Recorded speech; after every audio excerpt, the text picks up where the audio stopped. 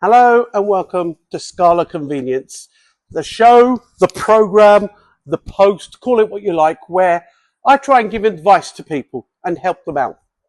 Today, we're going to focus on new drivers and tips for new drivers.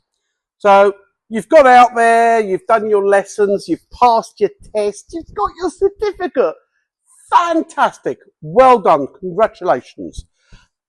However, please don't think you've stopped learning. Your first year in a motor vehicle, you're still going to be learning things, getting advice, tips, experience, all that sort of stuff. Okay?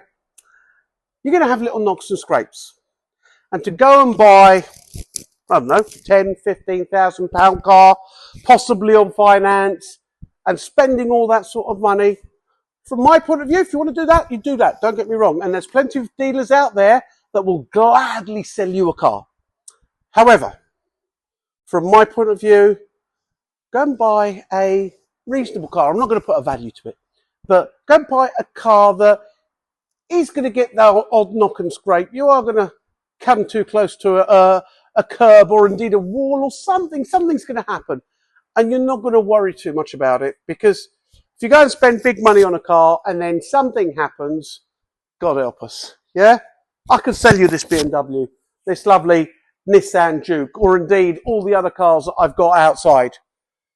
But please understand one thing, okay? You've passed your test. You are a qualified driver, but you're still learning. Tip number 2. You've got out there, you've bought yourself that reasonable car. Do yourself a favour. And I'm not trying to say that you're a bad driver or anything like that.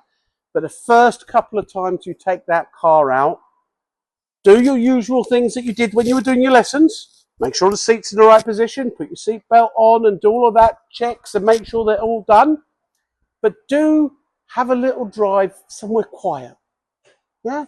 Possibly a car park, although I can't enforce that, because you realise that a lot of places that have these car parks do not like you doing things like that.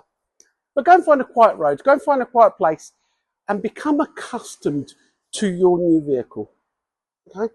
It won't be straight off the bat. It will be possibly different to the car that you learned to drive in, more complicated, different in so many different ways. Get used to it. Don't go straight onto a main road and put yourself in any danger where you're going to be in a situation that you're going to find it difficult to get out of.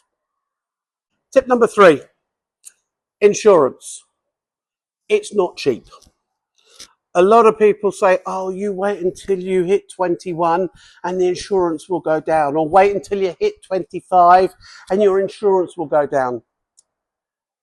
The only time your insurance will change is if you hit another car and it'll go up, not down. Okay? So my advice to you is, when looking for insurance, go on to all the comparison sites, and I'm not endorsing one over the other. Try them all. Okay? There are certain companies that are not on comparison sites. Again, not mentioning any names, but please look at all your quotes and be careful. Find the one that's the right cover and price for you. A lot of insurance companies now, because once upon a time, you used to go insurance and you used to go, right, who's the cheapest? That one, right? Insurance companies got clever, okay? They're starting to exclude some very basic things. One of them that comes to mind is windscreen cover, okay?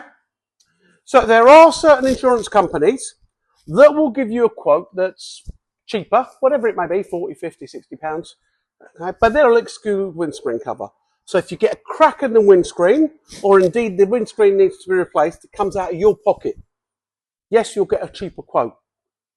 But if something happens, you have to pay for it. And don't forget, if you've got a car that has windscreen cover, it does not include it does not affect your excess. Tip number 4, it's happened. You've had an accident. We all do. Be prepared though. Make sure you've got some paper in the glove box or somewhere. Make sure you've got a pen. Yes, we've all got digital phones now. We can take photos or recordings or what have you. But be prepared for the worst case scenario. Tip number 5, do not speed. I say this because I've been there. I've done this. You know that if you speed and you get caught, you then will have penalties. Be it points, be it disqualification. First time you get caught, a misdemeanor, you go 4 or 5 miles an hour over the speed limit. That's 3 points. Second time, that's another 3 points. Within the first 2 years of you getting a new driving license, if you accumulate 6 points, you are disqualified. Guys, this is your freedom. This is your way of getting about. Don't ruin it for yourself. Never, but never drink and drive.